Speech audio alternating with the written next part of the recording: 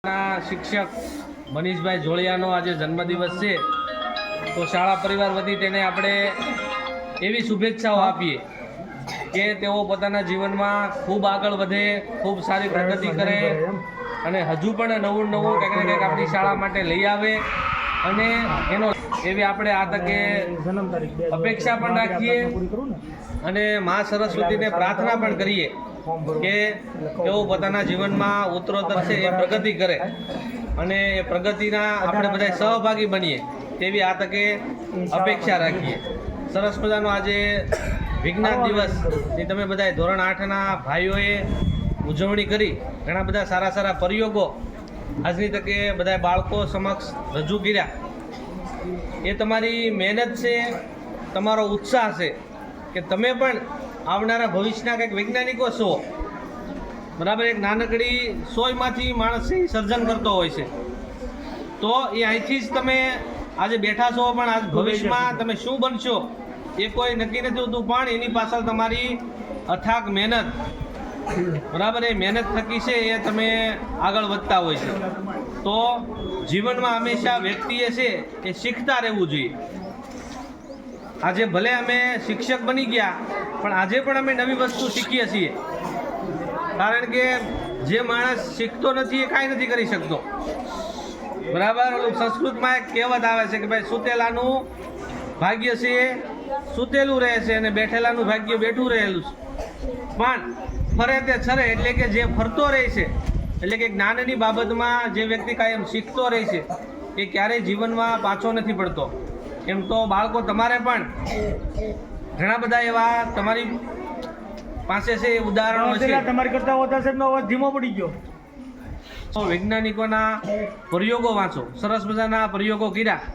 અંધશ્રદ્ધાનો એક બીજો, અમે જ્યારે ભણતા ત્યારે એક પ્રયોગ કરતા કે એક શ્રીફળ લેવાનું, કરતા નહીં કોઈ આવો પ્રયોગ, બરાબર, આપણે જાદુગર નથી બનવાનું, પણ એક શ્રીફળ લેવાનું, શ્રીફળની ઉપરની જે ચોટલી છે એને તોડી નાખવાની અને એની અંદર ચૂંદડી નાખી દેતા, એમાં કંકુ નાખી દેતા અને ચોટલી પાછી ફેવિકોલથી ચોંટાડી દેતા ઉપર. અને પછી પાછા આવી રીતે ગામની વચ્ચે કે નાટક કરવાનું હોય જ્યારે વિદ્યાર્થીઓની વચ્ચે છે એ શ્રીફળને કંઈક ને કંઈક રીઝન, કંઈક ને કંઈક કારણ રહેલું છે કે શું કામ થઈ રહ્યું છે. બરાબર, તો હંમેશા જાણતું રહેવું જોઈએ વિજ્ઞાનની અંદર કે કોઈ પણ બાબતની અંદર. બરાબર, તો આજની તકે આપણે સીવી રામણને યાદ કર્યા, વૈજ્ઞાનિકોને યાદ કર્યા, ઘણા બધા પ્રયોગો કર્યા. તમારા અભ્યાસક્રમમાં પણ ઘણું બધું એવું શીખવાનું આવે છે, પણ શીખીએ તો. બરાબર, ઘણા બધા વિદ્યાર્થીઓ ઘરે જૂના ફોન પીડ્યા હોય, ઘણી બધી એવી નકામી બેટરી પડી હોય, એમાંથી નાનકડીમાંથી એલઈડીની લાઇટ કરતા હોવ છો. બરાબર, ઘણા બધા સાયકલમાં પ્રયોગ કરતા હોય છે કે ભાઈ બ્રેક લાગે અને લાઇટું થાય, જોઈએ છીએ આપણે. તો આ એક નવી તમારી પહેલ અને શોધ જ છે.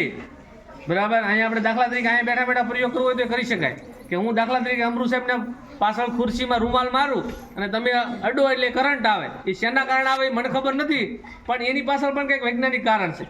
આવું આપણે વર્ગમાં નથી કરવાનું, પણ આવા નાના બાળકો ને ક્યારેક તમે આવી પ્રવૃત્તિ આપણે કરી શકીએ. 4 થી 5ના સમયમાં આપણે કંટાળી ગયા હોય ત્યારે, તો ઘણું બધું આપણે 11 થી 5માં શીખી શકીએ એમ છીએ.